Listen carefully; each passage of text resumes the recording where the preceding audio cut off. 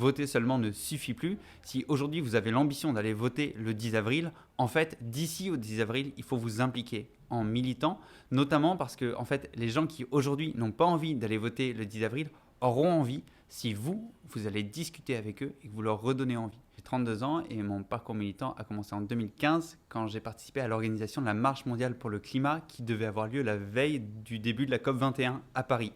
La marche a été annulée, mais dans cette organisation qui s'appelle Havas, j'ai rencontré des militants qui avaient fait campagne pour Obama en 2008 et en 2012.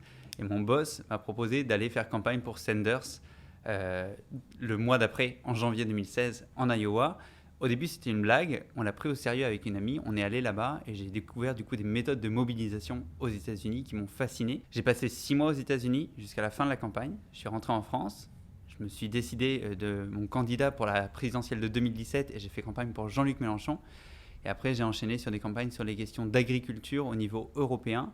Et aujourd'hui, je suis en charge de la stratégie de mobilisation et de la formation des bénévoles de la primaire populaire, qui est un mouvement dont on va reparler, j'imagine, juste après. Alors, tu sors ton livre N'allez plus seulement voter. Est-ce que tu peux nous en dire quelques mots sur ce qui a inspiré son écriture ? La conviction que j'ai, c'est qu'à plusieurs mois de l'élection présidentielle, on peut totalement faire changer les pronostics et on peut amener au deuxième tour et au pouvoir une candidature sociale, écologique, démocratique, et que donc on n'est pas du tout condamné à un deuxième tour Macron-Le Pen, Macron-Zemmour. Pour ça, il faut que chacun fasse plus que ce qu'il avait prévu. Et c'est le titre du livre, c'est qu'en fait, voter seulement ne suffit plus. Si aujourd'hui vous avez l'ambition d'aller voter le 10 avril, en fait, d'ici au 10 avril, il faut vous impliquer en militant, notamment parce que en fait, les gens qui aujourd'hui n'ont pas envie d'aller voter le 10 avril auront envie si vous allez discuter avec eux et que vous leur redonnez envie. Alors, tu mets notamment en avant le community organizing issu des États-Unis, donc notamment de la campagne de Bernie Sanders, mais aussi d'AOC. Est-ce que tu peux nous dire quelques points de cette méthode et en quoi elle a provoqué chez toi cet enthousiasme ? Alors, le community organizing, c'est légèrement différent de ce que je décris dans le livre. Dans le livre, je décris de l'organizing électoral. L'organizing, c'est le fait de faire la mobilisation organisée, suivie, tracée, appuyée sur de la formation et de la donnée. C'est-à-dire qu'on documente ce que les actions que font les militants et notamment le nombre de nouveaux soutiens que chaque action a permis de rapporter. Donc typiquement, dans l'organizing, on ne fait pas de tractage, puisque le tractage, ce n'est pas quantifiable, on ne sait pas combien de personnes on a convaincu. En revanche, dans l'organizing, on fait des conversations. Et pour réussir à faire de l'organizing de manière efficace, il s'agit d'une certaine manière, se former à cette nouvelle méthode, parce que ça demande de mener la conversation différemment. En France, on sait beaucoup parler politique, on ne sait pas forcément écouter politique. Or, l'organizing, c'est moins aller convaincre les gens que ramener à soi les gens qui sont déjà enclins à nous soutenir. Et pour ça, il vaut mieux les écouter que de penser qu'on va aller les convaincre en leur imposant nos idées et nos chevaux de bataille. Tu l'as dit, tu es en charge de la mobilisation à la primaire populaire. En quoi tu as pu mettre en place ou éprouver certaines des méthodes que tu as observées, notamment aux États-Unis, au sein de la primaire populaire ? La primaire populaire est un mouvement qui est parti il y a 5 mois de zéro soutien, qui aujourd'hui en a plus de 137 000.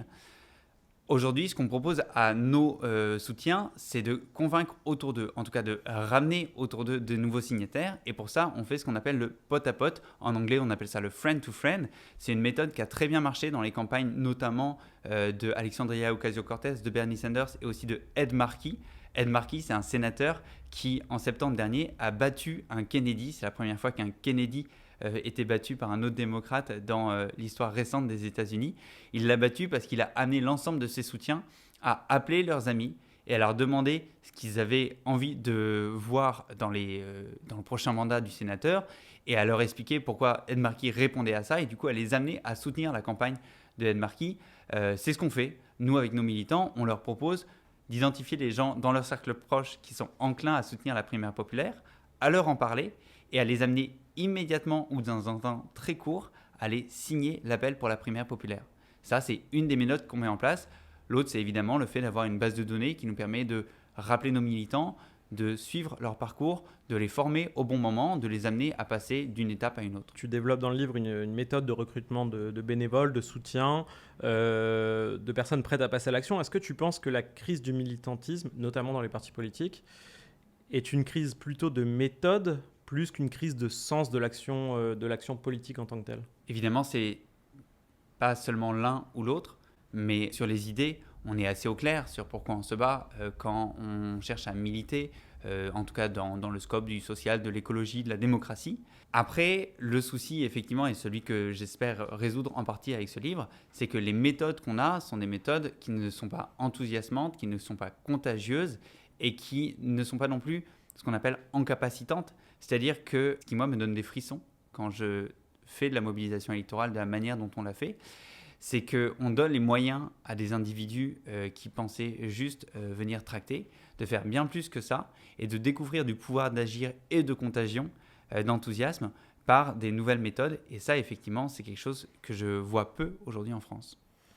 Et alors pour terminer, est-ce que toi tu as un exemple de mouvement ou de parti politique qui serait à ton sens une vraie réussite à la française de l'adaptation de ces méthodes d'organizing et je te pose cette question-là, un peu provocatrice. Est-ce que l'extrême droite n'est pas le parti ou le mouvement en tout cas qui arrive le mieux à s'organiser pour mobiliser aujourd'hui des bénévoles, des militants et notamment sur les réseaux sociaux ? Alors, il y a 3 parties dans ta question. La première, c'est que je pense que dans 6 mois, la preuve de ce succès, ce sera la primaire populaire.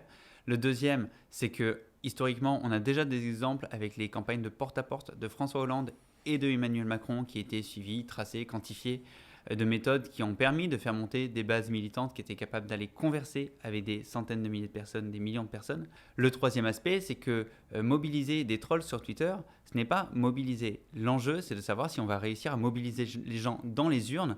Et les régionales ont montré que l'extrême droite était assez inégale dans sa capacité à faire ça. Un dernier petit mot avant de finir sur la sortie du livre ? Jeudi, on sera à 171 jours du premier tour de l'élection présidentielle. On n'a aucun moyen de savoir qui sera en tête à ce premier tour et qui passera au deuxième. C'est vous qui ferez le résultat si vous décidez de ne pas seulement aller voter le 10 avril, mais de vous engager d'ici là pour votre candidat ou pour un mouvement.